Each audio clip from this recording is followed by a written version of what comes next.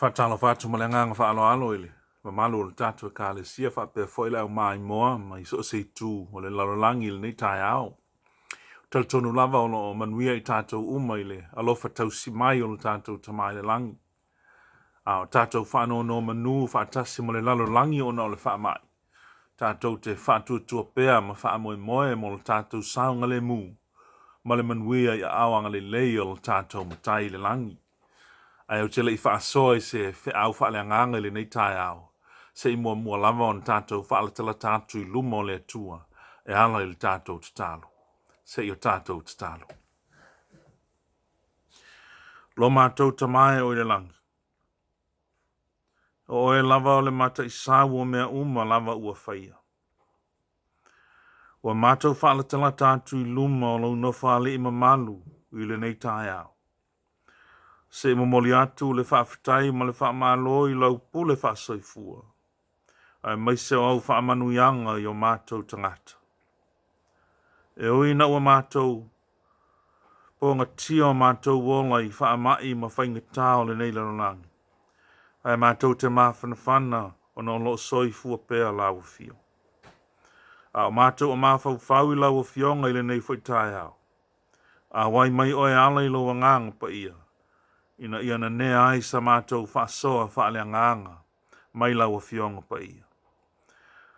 Ia o yo mātou loto se whi au momoli mai lau fionga. E ala I lo wangang pa ia. O nāla mātou te talo. E a walatu ia Jesu Keriso lo mātou wali whaola. Amen. O le tus whai tau mo le nei tai au. Maua mai le whianga inga fōu. O le tusi he lua Paulo ia Timoteo. A o lona mata upu e lua. O le whai upu mua e whaangata mai le whai upu e iwa. Wha pealona whai tawina. O oe o lo uatali ie. Ia wha amalo sia oe I le alofa tu noa o lo o ia Keriso Jesu. O mea foina e wha alongolongo mai ai ia te au I mōli mau e to tele. Ia e tu ina atu ai I tangata wha amaoni. O e ua mawhaia o na o ina atu I nisi. O le nei, ia e ona sai mea I ti ngā ai. Wha apeo se tangata tau ele leia Jesu Keriso. Ele ai se e tau I le taua na te wha lavelavea e ia te ia I mea le nei o langa. Ina ia wha fia o ia I le na fili ia te ia e whai tangata tau. A whai fo ia fi nau se tasi le fia malo. E le wha apeleina o ia. Whaapaleina o ia, pe a le fi nau e tusa ma tu la fono. O le nga lua I whanua e te tau o na mua I maua e ia le fua. Ia e mawhau I mea o te whaiatuna. O na fua ina tuai lea I le li a te oele loto matala I mea uma. Ia e mana tua Jesu Keriso o le whanau lava a tawita. Na whaatuina mai o ia mai e woti. E tusa mala utala le lei. Ona o lea, ua tinga I nā iau. Ua o ina noa tia wau. Peisia I se pangota. A o le fionga le atua. E le noa tia lava lea. Whaamanuia tele mai le atua I le tātou whai tauma. Whaalongolongo I lana fionga pa ia. Tūmau mailona anganga pa ia se I whaamala malama. Ia I tātou. A olona lava vi inga I tūma watu lea I te ia. O le matua o le nei tai au ua. Whaanga ina whai upo e valu ma le whai upo iwa. O le tusi lava le nei am Timoteo e lua o lona mata upo e lua. A maili whai tawina whai upo e valu ma le whai upo iwa. Ia e mana tua Jesu Keriso ua whaatuina mai o ia na ie woti. O le whanau lava a tawita. E tusa mala utala le lei. Ona o lea ua tinga aina ai au. Ua o ina noa tia wau. Peisia I se pangota. A o le fionga le atua. E le noa tia lava lea. O le manatu au tū. O mawhau whaunga le nitai au e whapea. E le noa tia le tala le lei. E le noa tia le tala le lei. E le itupu mua ia i tātou, tei nale le lanolangi atoa, se tūlanga whapenei wa tātou wo iai. Ua tuu ti ai le whewai ona o tau mawhainga ina ia whaangata le pipisi o se whaamai. A tono o se whaupunga la tamai, ia o lea ua loka ina po ua noa tia i tātou i o tātou lava ainga. Mau te langona o se mea tāla whengai mo i tātou le nei vai teimi lea whainga, ua o lea ua fōlinga mai, o iei fua o ngā o lea whainga. Talo mai lava le whaamana tuina o le toe tū mai o le tātou o li o Yesu Kiriso, ua wha solo lava ina tu i tia le foi numero i lātou o maua le nei whaamai. Mō tātou lava i New Zealand nei, e ui ina iai lātou e pele ia i lātou, ia i tātou o mali liu. I le nei whaamai me tautia, ia e whaamai se atu le nganga whaamawhanawhana o le atua i a inga mauo a i lātou o mali liu. A ia ini whautuanga me le tuspa ia mo tātou mo ai teimi whapenei. O tali tonu e iai. O le iai tonu o to ese po o se whalepui o se tasile o whainga ina ia noa ti ai tangata o e ua whaapango taina. O le afianga fo i leo la apostolo Paulo ina ua lokaina whaapango taina o ia el malo Roma. O le molianga o le apostolo ona o lana ngā luenga whaasala lau. E leo o le whaasala lau wina o se whaamai. Ai o le whaasala lau wina o le tala o le ola, le tala le lei ia Yesu Kiriso. E ui lava la ina lokaina le apostolo, ma ua le mawhai o na whemala ngai. Ai le mawhai ai o na tu ua lana ngā luenga tālai. Sa a vea le no fuanga na loka inai o ia e whai mauna o fisa e wha mautu i aila na ngā luenga tālai. E le ima whai e fili o mea na loka ina o na vae mauna lima o na tāo fialo na nau ina ia wha asala la watu le tala le lei a Yesu. O nisi o ana tusi il whenga inga fōu na tusia mai le taimi a o no tia o ia il whalpui, ma o le tasi o ia tusi. O lana tusi lo na lua i lo na atale i whaanea nganga o Timoteo, leo wa avea ma tusi fili o ni tai ao. Pa malitima i ngā paulo ia Timoteo, o le nei o oe lo watali ia whaamalo sia oe le alofa tu noa o lo o ia ke riso Yesu. O mea foina e whaanongolongo mai ai a te au i luma moli maui to tele, ia e tu wina tuai i tangata whaamaoni. O e ua mawhaia o nāwa o i nātu inisi. O le nei, ia e ono sai mea tinga ai, whaapei o stangata tau le leia Yesu Kiriso. E le ai se tau i le tau ana te whaalawala o ia e ia i mea leo langa sa masani ai.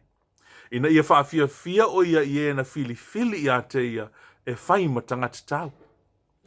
A whai fo e whi nau se tasi le fia maa loi tau sinionga, e le whaapale ina o ia, pe a le whi nau e tusa ma tula fono. O le nga lua i whanua i te tau ana maua e ia, le fua. Ia e mawhau i mea o te whai e tuna o na fua ina tuaile e le lii a te oe, le loto matala i mea uma. Ia e mana tua i Yesu Kiriso ua whaatuwina mai o ia na i e woti. O le whanau lava a tā vita e tusa ma lautana le lei. O na o lea ua tinga ina i au, ua o ina noa tia o au. Peisia i se pango tā, a o le fionga le tua, e le noa tia lava lea. A ia ini whaamanatu se tolu ua au mai e Paulo, mō tātou, wa o tātou whea ngai ma le noa tia ina o i tātou le nei vai taimi, mua. O le alofa tū noa le tua, tātou te maua i le malosi. Pe ana o au leile whale pui, ai leo Paulo, se manua o te langona fo i le tūlanga mawhatia o na o leo langa ua pule sea. Ai mai se lava o le ai o se awa noa i asi ai a inga mauo. A o le wha moe o Paulo mo Timoteo i lana tusilo na lua le nei, ina ia wha maa losi atu i a Timoteo i le whenga iai ma ngā nuenga le atua i Efeso. O le wha au tū lava le tusil nei, ina ia tū mau Timoteo i le wha tua i le atua, a e mai se i teimi o whaingatā. Ua matua loa le Paulo le whaingatā o le ngā nuenga o na tāla inga matali tonunga se ua lolofi atu i le kālesia. A o le nganga o Paulo mo Timoteo ia wha maa losi le wha tua. Ai ole malusi anga e mo o mia e Timoteo e le mai a te ia ai mai le tua. E mai le alofa tu noa o ia ke riso Yesu. O le alava malusi. O le me alofa mai le tua. O le alofa tu noa le o le tua o ia ke riso Yesu na maua i e paulo le malusi anga na te whaasala lau wai le tala le leia le ali se ia o lava i noti. A le malosi fo i lea o lo nau le apostolo ina ia maua e Timoteo. O le malosi e mai le alofa tu noa o ia ke riso Yesu. O le ala lea na tau tino ai paulo i le kalesia i koronita e whaapea. O lea u te fiai i mea e vai ai. O le whaaleanga mai, o malaia, o le anga tele mai, o le atua tu vale ona o ke riso, a wape a o vai, ona o malosi ai lea. Fai por fitu o le tusi sa tātou fai tauina. O whailo mai e paulo e peisea i ua iaini popo lenga o ia Timoteo. O lea ua i tusi e tuai au wā ua le fua ina mai e lea tua ia te tātou lea nganga e mata wai. A o lea nganga e wha malosi ai. Ma lofa ai, ma pu lea ai o tātou loto. Pia ona wha mawina i le lua Timoteo le mata upo mua wha upe fitu. O le nganga o paulo mo Timoteo ia awana i fefe. E fōlinga mai na o fo i le langona fefe ia paulo e sa whetanai i eile li ia te ia o loo nei alofa e lava lea mo oe. A wā o loo vai e wha ato to i nai loo malos.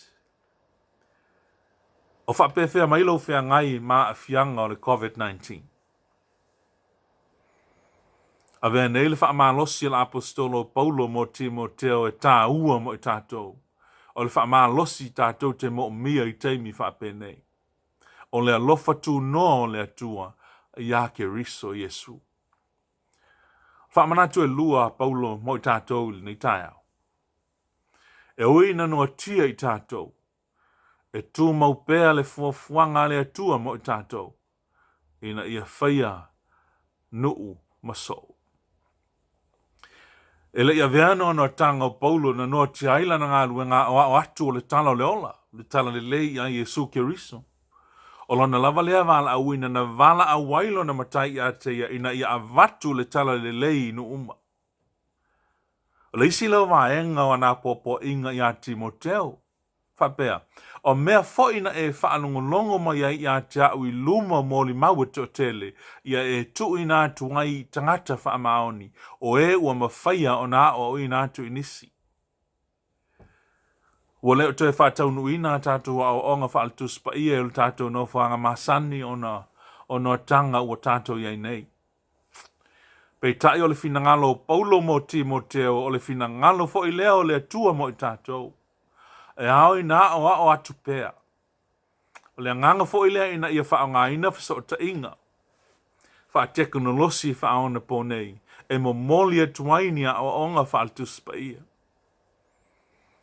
O lo ano ai le mau au wha le nganga wha tupu wha tua ma wha tupu wha moe lunga o le upenga te whai langi.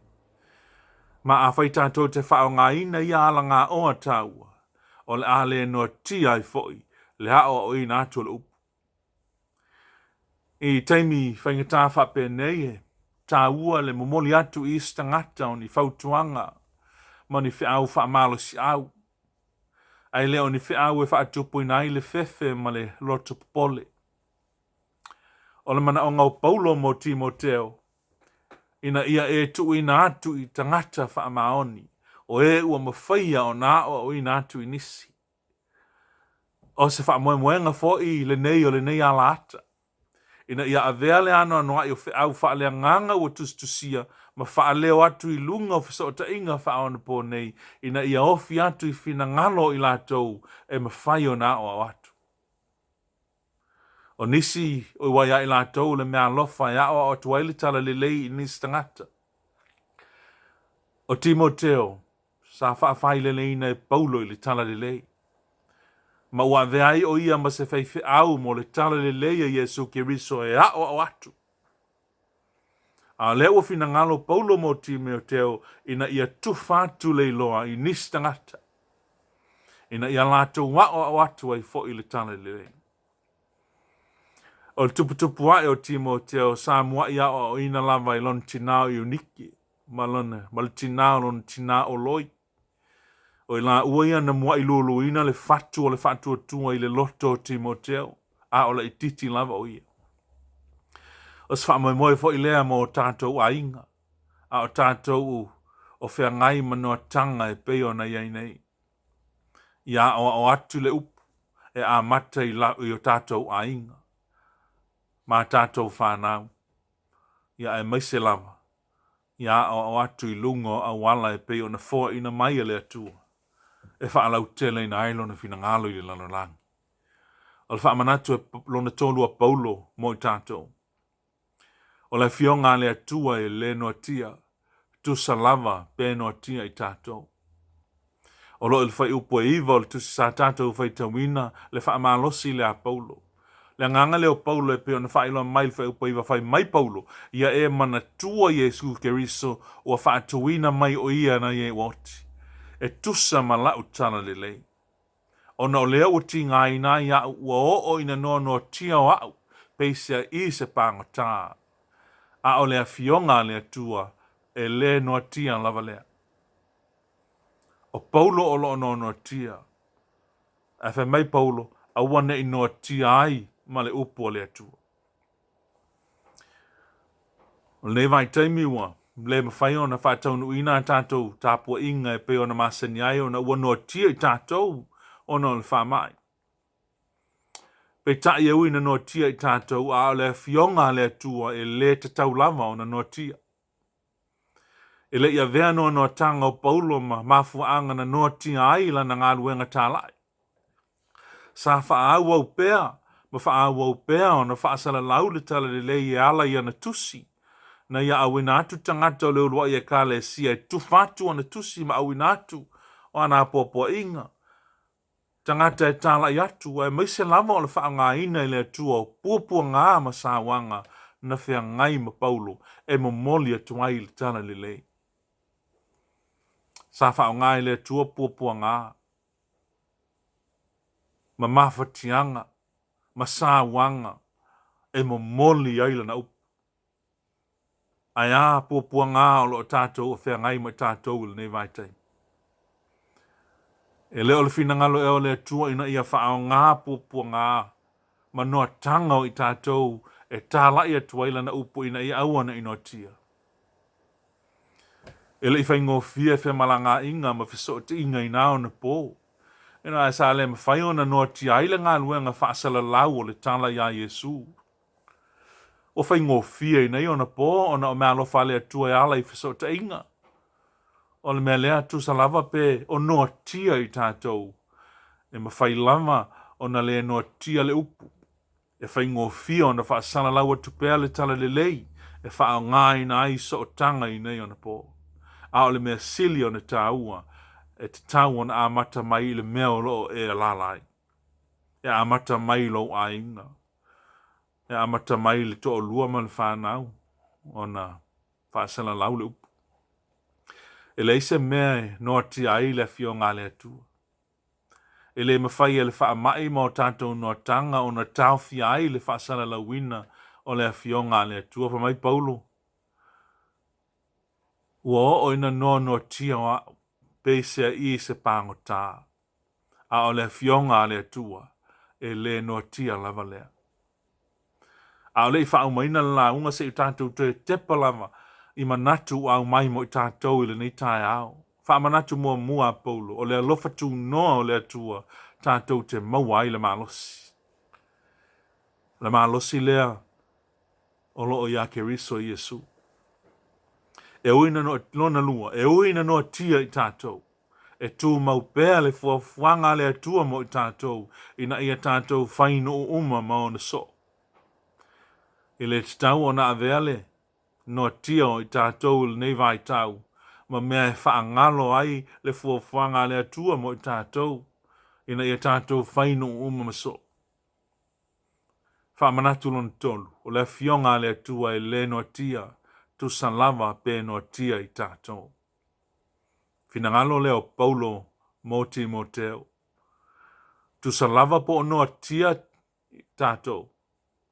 e let tau lama o na noa tia ai, ma le upu, ma le au o le tala le leia Iesu Keriso, e ao lava ina momoli, e ao lava ina ao ina, a wa o lona lava lea fina ngalo mo i tātou.